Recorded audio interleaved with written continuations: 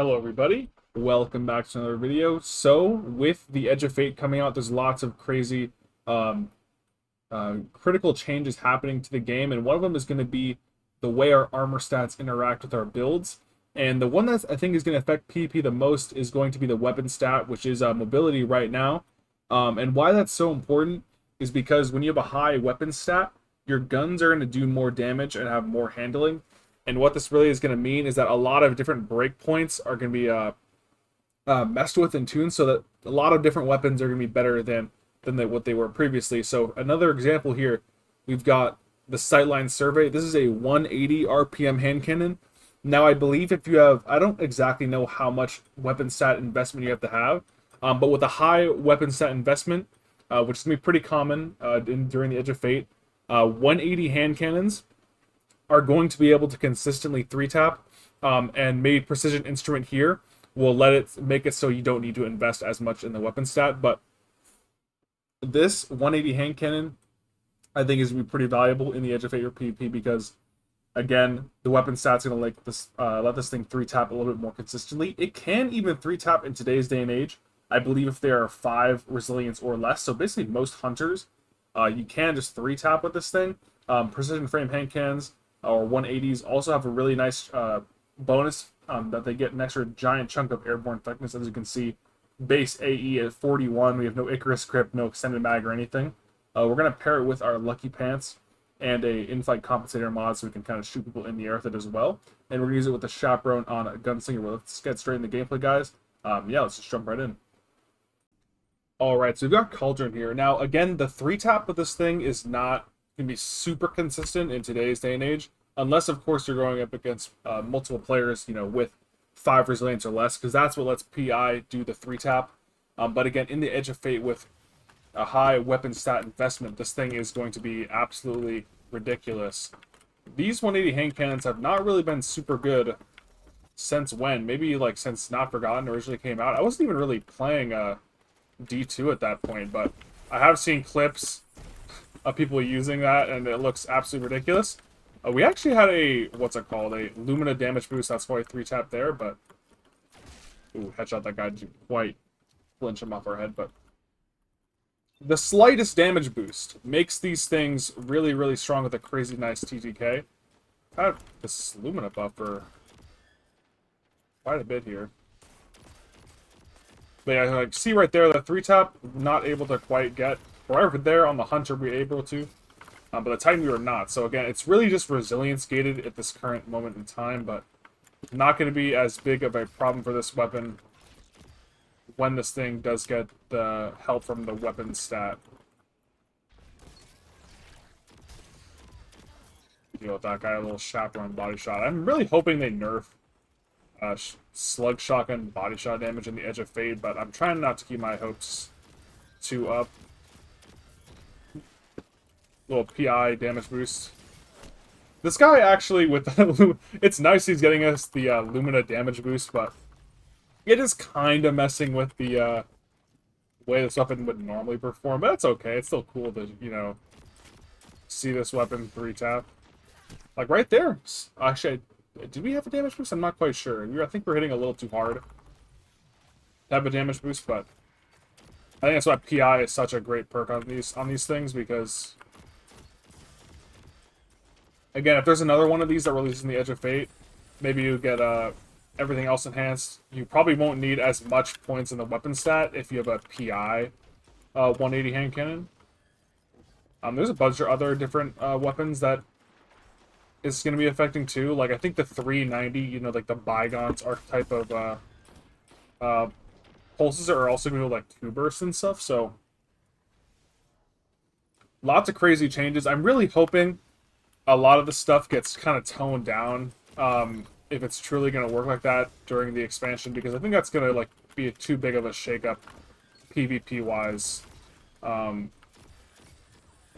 So again, I hopefully that it's not like the biggest deal, but I think on paper, I think we're in for a real big change here. I think too, these 180s also have very nice airborne effectiveness. So you can really shoot these things in the air pretty easily and effectively. But yeah, like most hunters, you can actually 3-tap with this weapon. So it is, even in today's day and age, kind of an interesting like tech option you could use.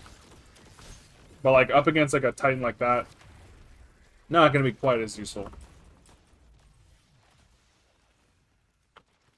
But yeah, if you pair this thing with like a Lucky Pants or a couple in-flight mods, you're really going to be having a good time in the air with this thing. You don't even really need Icarus Grip. That again, that 3-tap is from our nice teammate using the Lumina. Actually, body shot for 206. Yeah, that body shot damage. I know we had a damage boost, but it is so ridiculous how much body shot damage you do with. Sorry, Blessing in the Sky or the Lumina buff. Or just slugs in general, I'm sorry, not the Doom. Got too many things on my mind.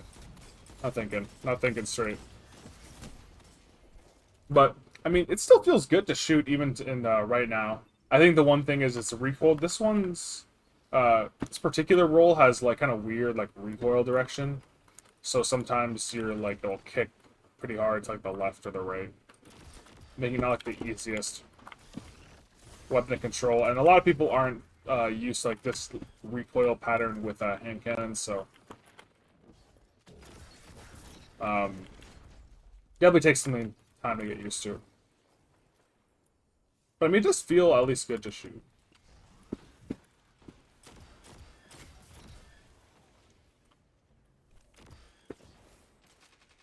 So this is definitely not like even right now, not a horrendous weapon. As we get like the natural 3-tap with the help of a precision instrument right there. But these things are also a little bit more easy to use up close because again the high RPM gives this thing a little bit more forgiveness, I think. I believe right now you can actually 2-head 2-body with these things. I think Bungie's just trying to make these things kind of work out so they do everything but 3-tap with 3 crits.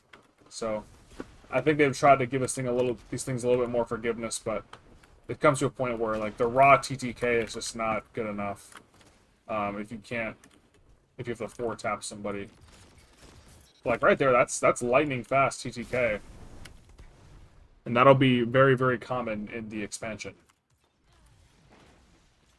This thing is also still available if you turn in Echo Engrams and get your red borders from there. You can still, if you're like farming your Choir of One catalysts, the mission you get the Choir of One from also drops just regular Echo's weapon drops. You can get this, you can get it from the seasonal activity. So it's not like the easy or the hardest weapon to get good rolls of. I think there's also like weekly focuses of red borders you can do as well. So getting this 180 will not be like, it's not too difficult. It also comes, you know, like a very nice roll. Keep Away and Precision Instrument is a very nice PvP combo. So if you definitely look out for this specific 180. I don't know how much better, what kind of perk you'd want instead, maybe, during the Edge of Fate. Maybe, if you don't need, like, super high investment in the weapon stat for 3-tap for 180s, you would go away from PI, and maybe go for, like, there'd be a 180 with, like, like an aim assist perk, like, maybe, like, Lone Wolf or something. But I imagine that even if there's like another 180 that comes out, this one would still be pretty good.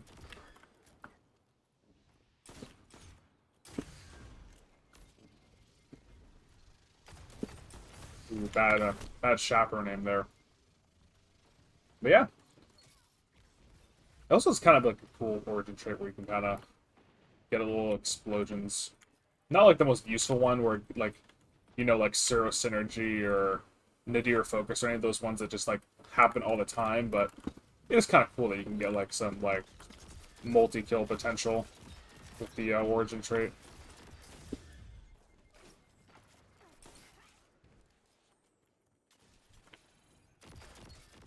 Two taps. But yeah, most hunters typically don't run high enough resilience to live a 3-tap from this thing. And since hunters are still like pretty meta in like trials, like you can definitely get away with using this if you match like a triple invis team. I imagine this gun would actually be pretty good in something like trials, because most people just don't expect the TTK to be so fast. But yeah, this thing's gonna be a lot better in the coming weeks when it gets a buff. Or when... No, it doesn't even really get the buff, it just gets a an indirect buff from the weapon stat being introduced. But yeah, solid little match there. 37 kills, we'll definitely take that.